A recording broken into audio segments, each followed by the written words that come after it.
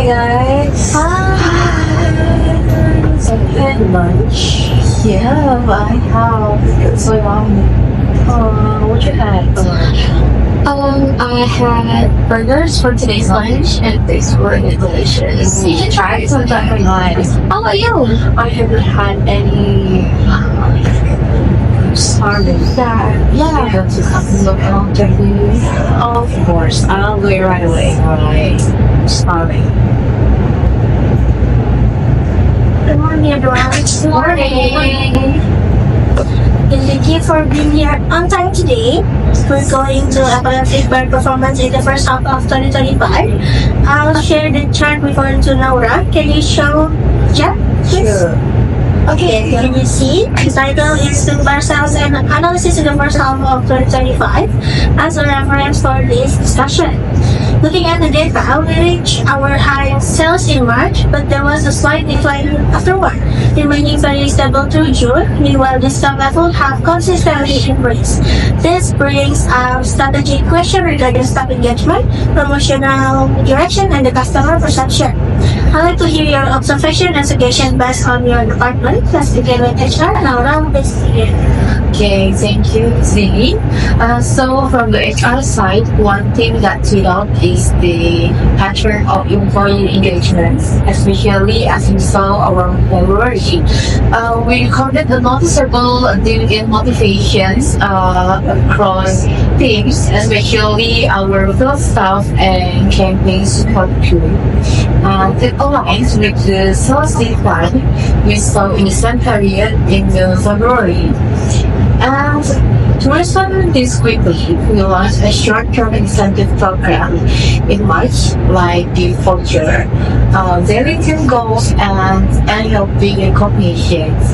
This created positive shift in morale, and I believe it contributed to the sales peak at the month in the March.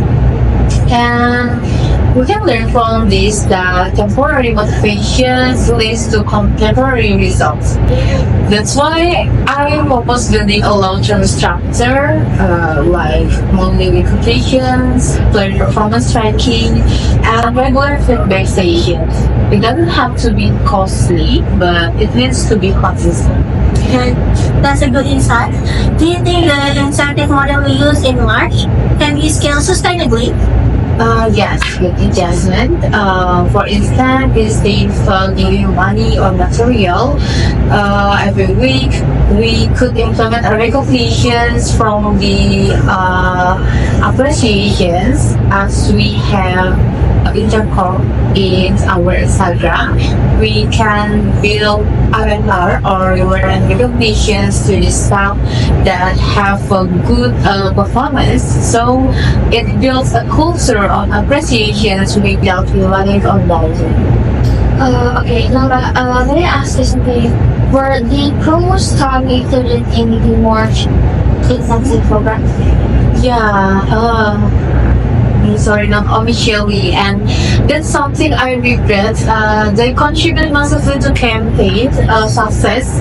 So going forward, any recognition system we implement must cover all staff involved in executions, both from the full-time or freelance. We will cover all of it.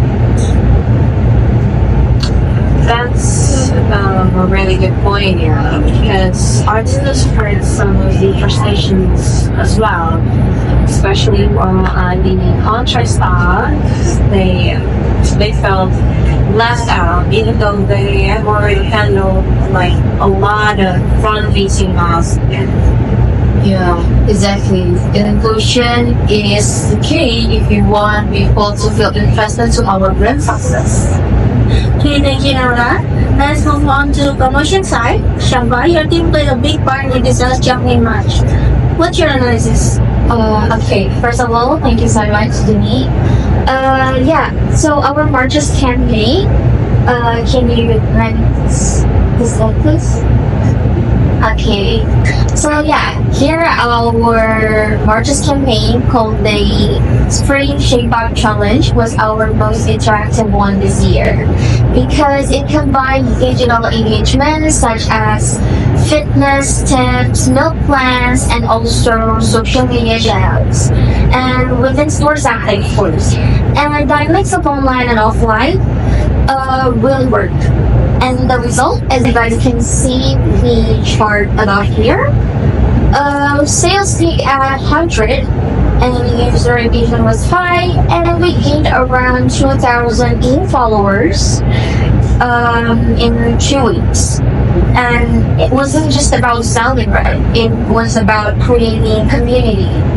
And then, if you look more deeply here, from April to June, we shifted focus to discounting, and it helped maintain volume, yes, but we lost connection with our customers, and digital interactions dropped dramatically, and our data shows repeat buyers are stagnant.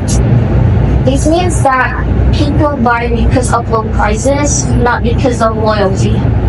Wait, sorry to interrupt, but did you have or get any feedback about the shift from the customers or the online and audiences?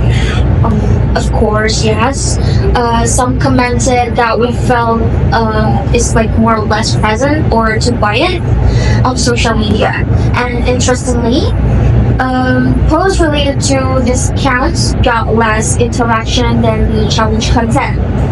It confirms that people value storytelling and interaction more than just low prices. Yes. For additional and from an additional view, some also felt more energized during the next season. They have goals, attempt to work it, and something fun to talk about with the starter. Yes. Exactly. I agree with that. That's why I propose bringing back thematic campaigns in quarter 3, and perhaps something similar like Back to Balance in August. It could include healthy snack swaps, user challenges, and short-form content with influencers, right? Yeah, that sounds promising. Please prepare a draft campaign calendar for Q3 focus on community engagement. And then now let's hear from the customer service. Sugi, what have you and your team noticed? Okay, well, thanks to Dhini, and maybe how we for your slides. Okay, as you can see, so from our end, customer sentiment remains mostly positive. Yeah, the Fitbar is still viewed as a healthy and convenient snack, and also, yeah, we get good feedbacks with the flavors and the portion size. And with that said, around June brought us some red flags.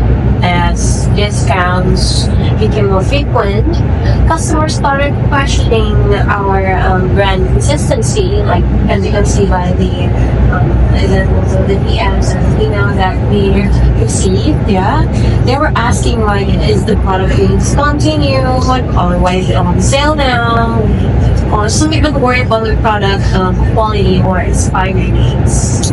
Okay, that's pretty worrying because we thought discounts would drive volume, but didn't expect it would raise downs. Yes, and it definitely shows how perception is tied to pricing, right? So, what we need to value, what we need is to value the reinforcement, because telling people what Fitbar is worth the price, even the discounts, is our priority, right?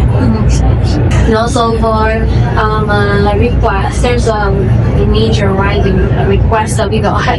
It's the variety of flavors. So we've had dozens of customers asking for the flavors like dark chocolate cranberry, something like that, or savory options. And yeah, I think limited editions can bring back the excitement without harming perceived value.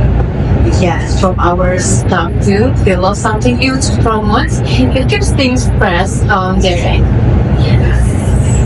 Exactly. So we can also get together in a structured feedback via a short digital survey. And something like that, and you use the data for the research and development directions. Yes. Would it be possible to collaborate with Arthadewi for a new variant proposal by next month? Yes. I guess it's possible, not guess, but I'll make it possible. And we also gather customer input through the platform by this week.